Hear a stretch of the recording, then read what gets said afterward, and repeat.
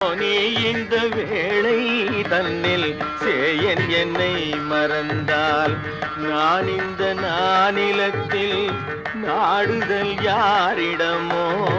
ஏன் இந்த மௌனம் அம்மா ஏழை என கருள? ஏன் இந்த மௌனம் அம்மா ஏழை என கருள? ஏன் இந்த மௌனம் அம்மா ஏழை என கருள? ஆனந்த பைரவியே ஆதரித்தாளும் அம்மா, ஆனந்த பைரவியே ஆதரித்தாளும் அம்மா. கற்பகவல்லினின் பொற்பதங்கள் பிடித்தேன் நற்கதி அருள்வாயம்மா.